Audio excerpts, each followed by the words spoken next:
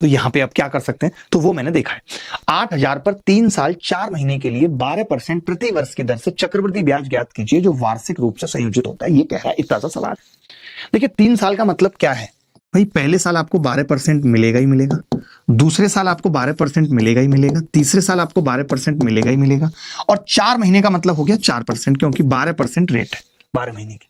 तो यहां से मुझे एक बात क्लियर कट समझ में आ रही है कि 12% का मतलब होता है 3/25।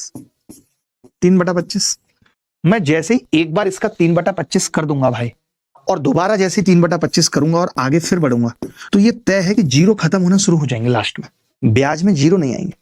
गारंटी है कि ब्याज में जीरो नहीं आएंगे, तो ये सब उत्तर नहीं हो सकते क्योंकि इनके ब्याज में जीरो है लास्ट में।